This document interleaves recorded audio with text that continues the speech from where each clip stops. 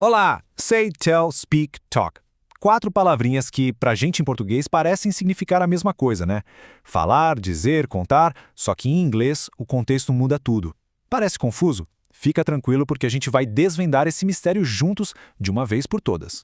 Pois é, esse é um dilema super clássico para quem está aprendendo inglês. Sabe aquela pequena pausa antes de falar? Aquela dúvida, qual verbo eu uso agora? É uma confusão muito comum.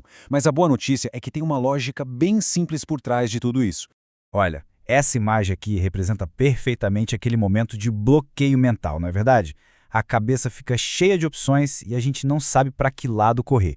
Mas calma, vamos organizar essas ideias agora mesmo.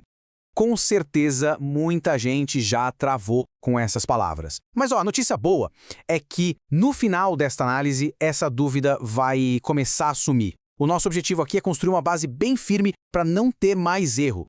Ok, o primeiro passo é separar os verbos em duplas, para facilitar. Vamos começar com say e tell. Esses dois têm tudo a ver com o conteúdo da conversa, sabe? Com a mensagem em si. E aqui tá o pulo do gato. A diferença é bem mais simples do que parece. Say foca na mensagem, naquelas palavras que foram ditas.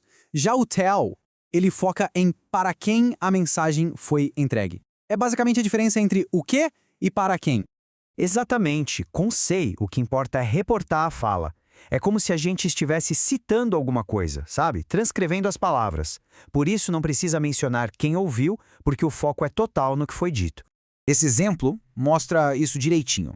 She said she was tired. Ela disse que estava cansada. A gente está só reportando o que ela falou. Para quem ela disse isso, com o verbo say, isso não importa. Agora, com tell, a coisa muda. Ele precisa de um destino, de alguém que ouve.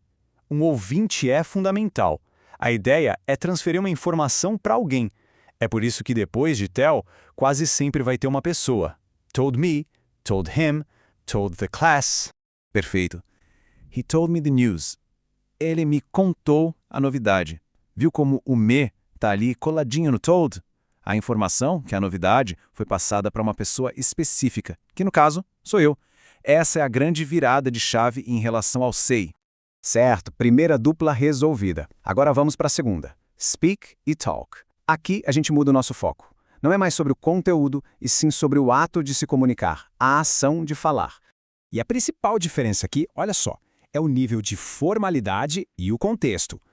Speak costuma soar mais sério, mais formal, sabe? E talk é o verbo da conversa do dia a dia, do bate-papo. Isso mesmo. Speak é a palavra certa para falar sobre a capacidade de se comunicar em um idioma ou para aquelas situações que pedem um pouco mais de seriedade, como uma apresentação no trabalho, uma palestra, uma reunião importante. Este exemplo é clássico. She speaks 3 languages. A gente está falando de uma habilidade. Ou, num contexto de trabalho, poderia ser We need to speak with the manager. Precisamos falar com o gerente. Percebe o tom mais sério, mais formal?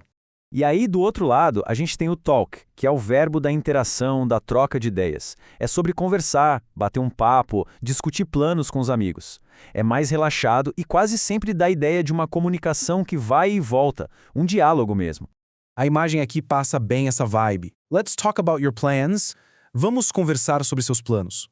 É um convite para um diálogo mais de boa, mais informal. Ou, por exemplo, We talked for hours last night. A gente conversou por horas ontem à noite. Ok, então a gente viu a teoria. Mas agora, para juntar todas as peças do quebra-cabeça, vamos ver uma historinha rápida. Acompanhe aqui a situação da Ana no hotel e veja como os 4 verbos funcionam na vida real. A história começa falando da habilidade da Ana. Ela fala idiomas, então o verbo certo só pode ser speaks. Logo depois, um hóspede passa uma informação diretamente para ela, para Ana. Por isso a gente usa told her, ele contou para ela. Agora, a gente está reportando o que a Ana falou, a mensagem dela. O foco está no conteúdo, na promessa que ela fez. Portanto, o correto é said. E para fechar a história, o gerente teve uma conversa com ela sobre o que aconteceu. Foi um diálogo, uma troca de ideias. Por isso, talked to her. Percebe como tudo se encaixa direitinho no contexto? Muito bem, passamos pela teoria, pela prática, e agora vem a parte mais importante, a regra de ouro. Aquele resumo rápido para guardar e não esquecer nunca mais. Então, o ponto principal é este. Se tem uma pessoa logo depois do verbo, a chance de ser tell é enorme. Se a situação é mais formal ou sobre um idioma, a escolha é speak. Para um bate-papo, vá de talk. E para simplesmente reportar as palavras de alguém, a aposta certa é say. Esse resumo salva, hein? Agora que tudo ficou mais claro, a pergunta é outra. Qual desses verbos faz mais sentido praticar hoje?